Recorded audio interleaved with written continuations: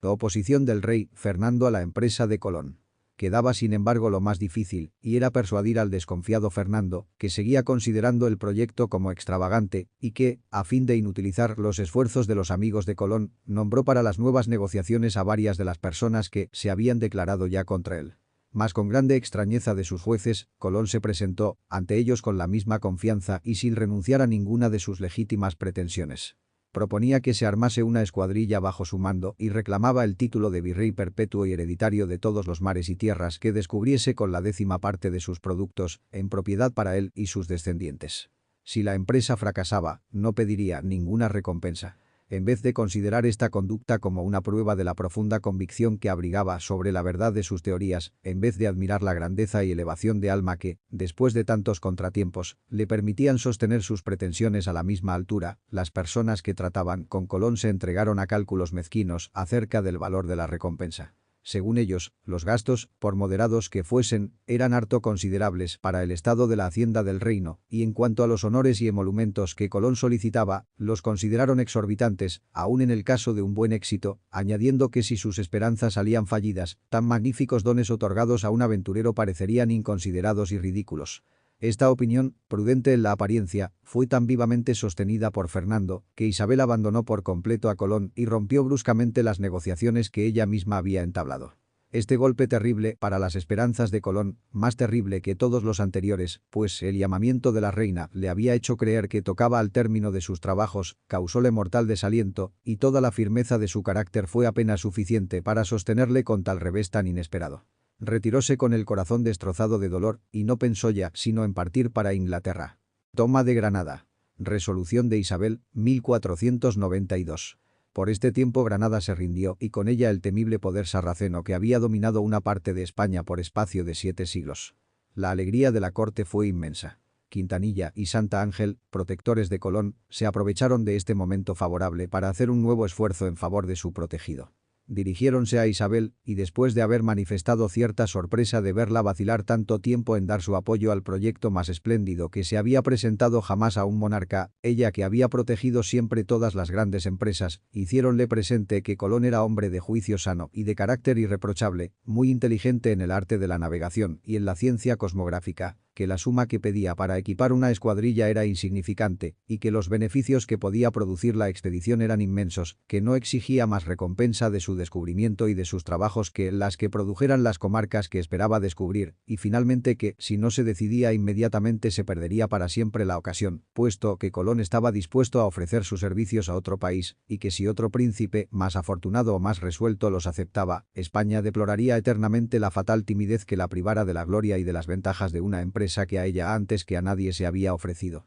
Estas y otras consideraciones de igual peso produjeron en Isabel el efecto deseado. Disipáronse sus temores e incertidumbre y mandó llamar inmediatamente a Colón, anunciando el propósito de aceptar todas las condiciones que él había puesto a su tratado y ofreciendo generosamente sus diamantes en prenda del dinero necesario para los preparativos de la expedición. Santa Ángel, transportado de alegría y agradecimiento, besó las manos de la reina y se ofreció a adelantar en el acto las cantidades que fuesen necesarias. Condiciones del convenio entre Colón y la corte de Castilla. Había andado ya Colón muchas leguas en la ruta que debía alejarle de España para siempre, cuando le alcanzó el correo enviado por Isabel. Al saber la inesperada nueva de su repentino favor, volvió inmediatamente a Santa Fe, donde la reina le acogió con tales muestras de atención y de cariño, que el recelo que se albergaba aún en el pecho del navegante desapareció por completo para dejar paso al gozo y a la confianza. El 17 de abril de 1492 se firmó entre Colón y los reyes católicos, Fernando e Isabel, un tratado cuyas principales condiciones eran como sigue. Primera, Fernando e Isabel, como soberanos del océano, nombraban a Colón primer almirante de todos los mares, islas y continentes que descubriese, haciendo esta dignidad hereditaria en su familia con los mismos derechos y prerrogativas que correspondían a la de grande almirante de Castilla, en los límites de su nueva jurisdicción.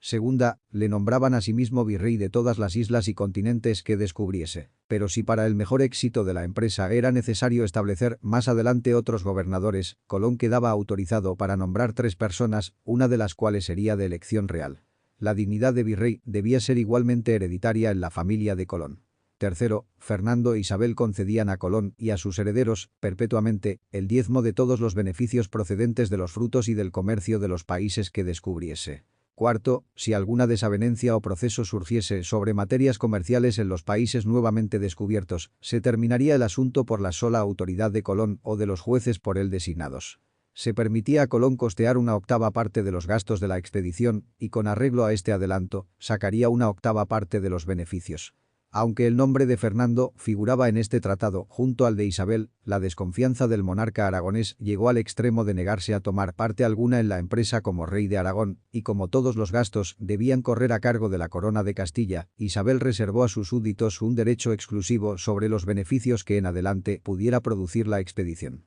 Preparativos de viaje, 1492. Una vez puestas las firmas en el tratado, Isabel quiso hacer olvidar a Colón las contrariedades y los disgustos de otro tiempo, apresurando todo lo posible en los preparativos de la expedición. El día 12 de mayo de 1492, todo cuanto de ella dependía estuvo dispuesto, y Colón fue al Palacio Real a recibir las últimas instrucciones de los católicos monarcas, quienes dejaron a su buen juicio y prudencia los detalles de la ejecución. La reina había mandado armar los buques que debían ponerse a las órdenes de Colón en el puerto de Palos, población marítima de la provincia de Huelva, en cuyas cercanías estaba situado el monasterio de que era prior Juan Pérez de Marchena, siendo esta circunstancia en extremo ventajosa para Colón, puesto que la amistad del buen eclesiástico dispuso en favor de la empresa a muchas personas de la comarca, que o bien le ayudaron con sus caudales o se decidieron a acompañarle en la arriesgada expedición. Entre estos generosos asociados merecen singular señalamiento los tres hermanos Pinzón, ricos y aventajados marinos, que no vacilaron en arriesgar con él vidas y haciendas.